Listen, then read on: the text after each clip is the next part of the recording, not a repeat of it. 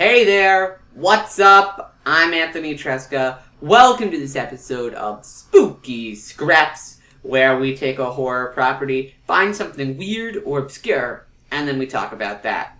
Joining me to discuss our 50th episode is none other than Dr. Katherine Schroyer. Hi! So I'm so excited that we're going a little meta and that our horror property this time is us. We are the horror, or at least Such a Nightmare is, because it seems so very fitting for our 50th episode to kind of look at the journey so far. And I think a really lovely place to begin is with our origin story.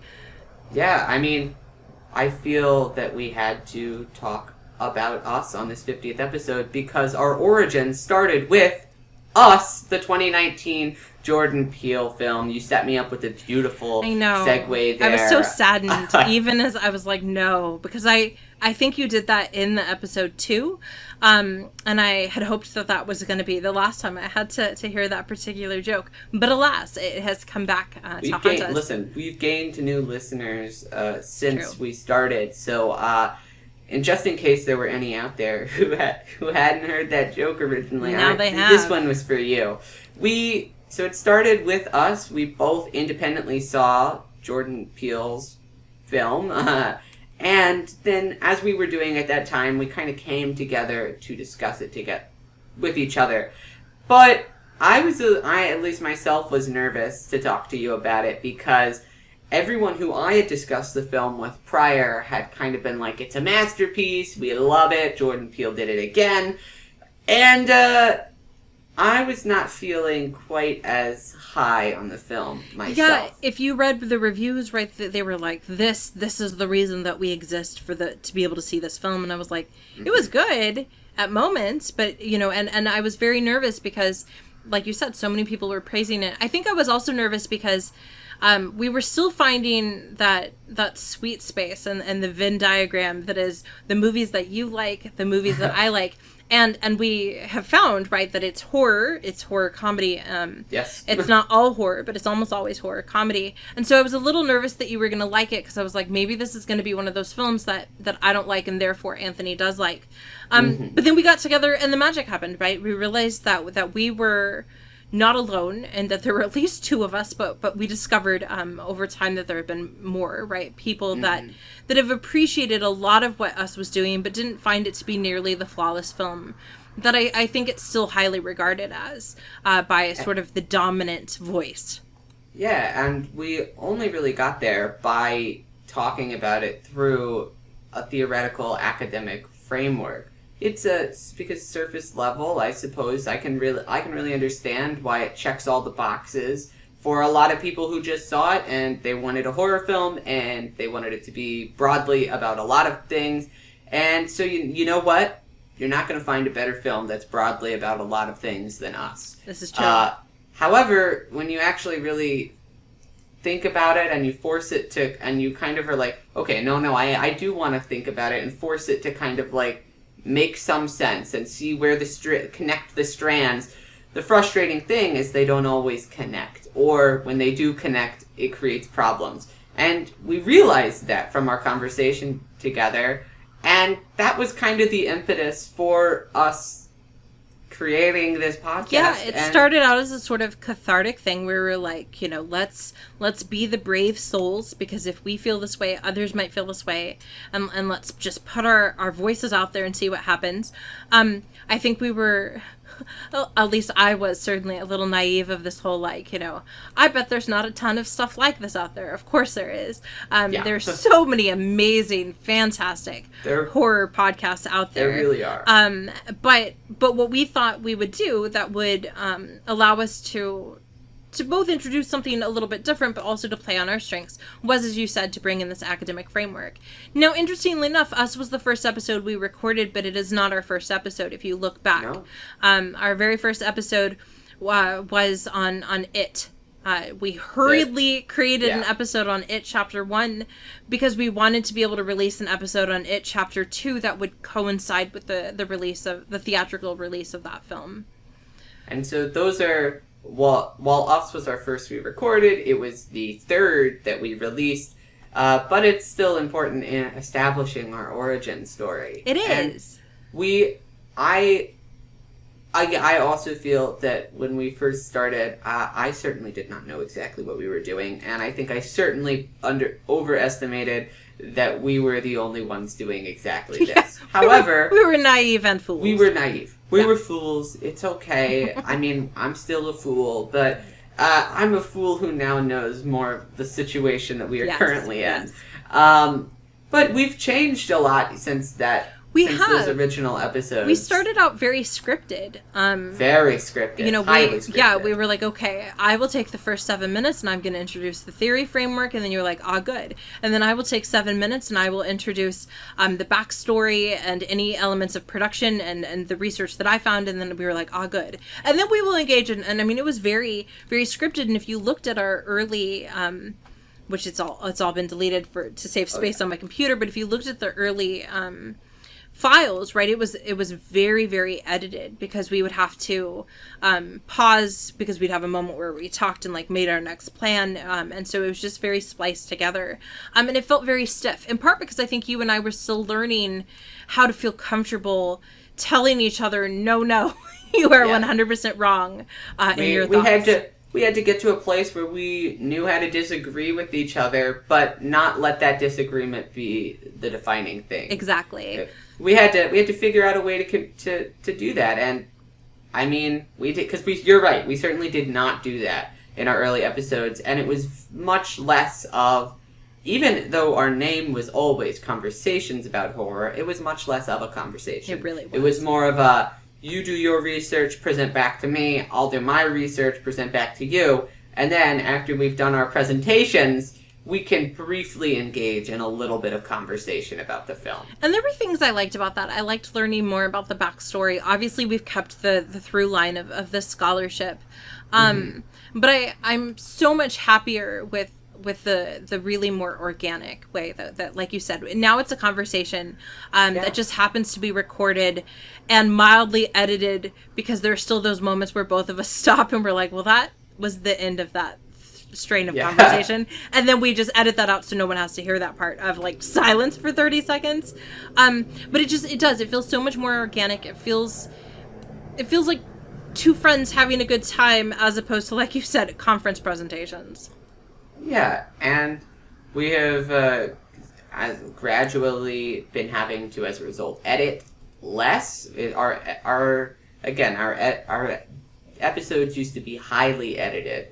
Creatures that could only be constructed in the editing room because we would move things around. This is really you're getting a taste of like how the sausage is made. We would move whole sections around to make it more of a conversation, because we're like, well, we can't just have you go on a 5-minute tirade and then just have no response, because that doesn't make any sense. You respond over here, so maybe we'll cut halfway. You'll cut your response in half, and you can say half of it here. We'll cut in artificially and add this response here. Then you can go back to your tirade, and then we'll finish my response over here. I'd forgotten how much we had done that. We really did, because it was so much of just I get my speaking time now, and then you get your speaking time, which is very different. And now we are also, I think, kind of doing, we're still exploring a lot of various things, but we didn't really do any franchises right at the start. Mm-hmm. It was all one-off things. It was like, and it was kind of randomly selected. I found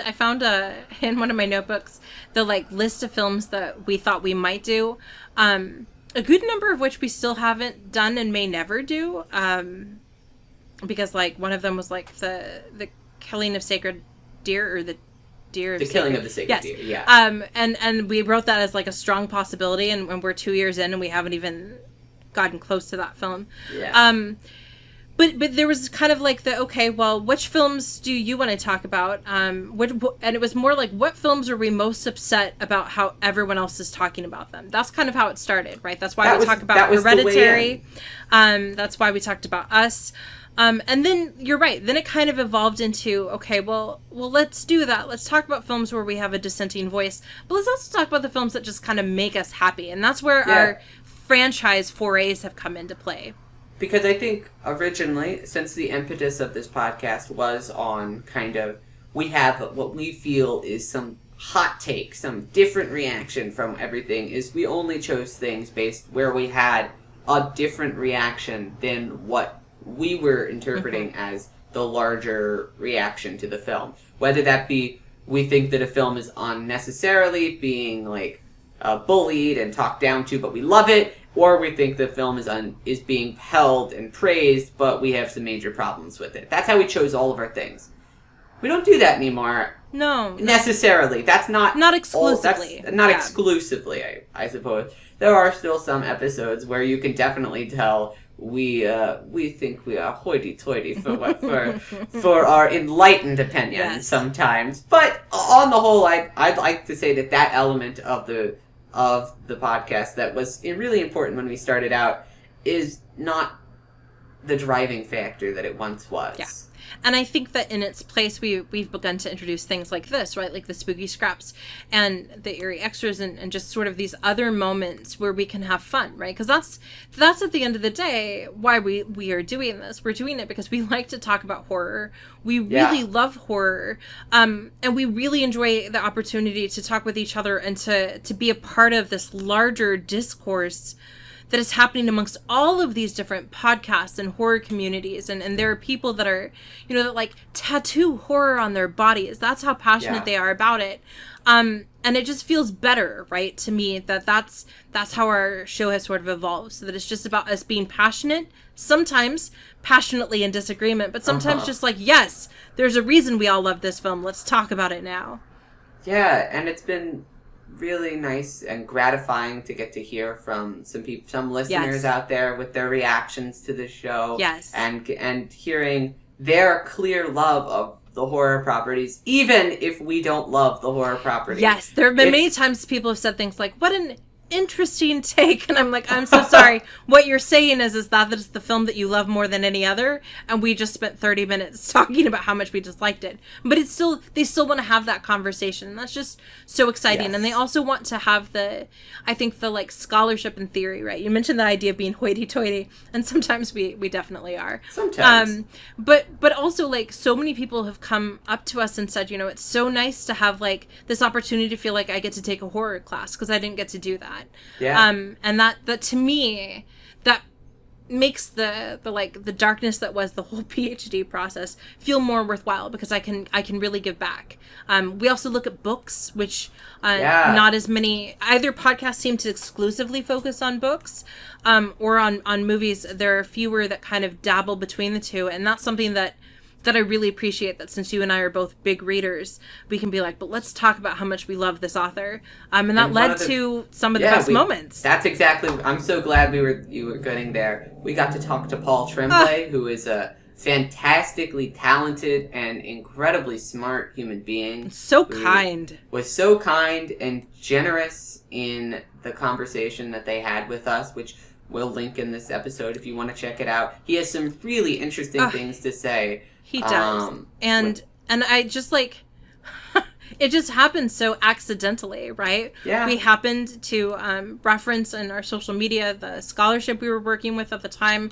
That scholar happened to say something to Paul, who was kind enough to actually listen to our episode, which I don't think I would ever have the guts to do, to listen to someone talk about my work. And then just like, it was just so magical. And I know that like, as he continues to become the next big thing in horror, that there's going to be a point where we're going to be like, I met Paul Tremblay once, right? Because I feel that way now, but someday we're going to be able to like sell that. We're going to be like, remember when? And they'll be like, so because that it was, I keep using the phrase nerdvana, but that's what it was. Like, it was just this whole other level. It was super fantastic. Cool. It was a super great experience. And those are the things that just make this whole thing so much more fun. And, I mean, I wouldn't be doing this if I didn't enjoy fundamentally talking about horror with you. Yeah. And these conversations that we get to have. And we're 50 episodes in, and I'm still enjoying having these conversations. We have so many great listeners, too. Like, we do. Because we've reached a point where it cannot be exclusively our family. Right? I know. It is exciting to know that we've breached our, at least a little bit, our small social circles. Yes. And we're getting some people who don't I know, aren't listening strangers. just because so exciting. they know us. I know. Yeah. And we really appreciate how generous and kind you all have been for listening, for interacting with us. We have more stuff in the works coming up. We're hoping to unveil a couple new things. But at the end of the day, as long as I get to keep talking with you, Anthony, as long as I get to keep talking with you all, audience, I think I'll be a very happy Katie, or cater tot, as I like to refer to myself. Cater tot. Isn't that adorable? Wow, I think it's that adorable. is fun. Yeah. Well, thank you all so much for listening to our conversation, our reflection of 50 episodes that we've gotten to do. It's been a hell of a ride. It's been a lot of fun for me so far. Let us know down in the comments what you've enjoyed from us, what you still want to see. Yes. We would love to hear that from you. All of our social medias are linked in the description of this episode, so feel free, if you feel more comfortable reaching out to us over social media. We would love to hear you. You are part of the reason that we're doing this. We love hearing from you. So don't feel afraid to reach out just because you fear you may not know as much, or you're unsure. That's fine. I don't know what I'm saying half the time. It doesn't matter. This is true. And in the meantime, we hope that you have a spooktacular day.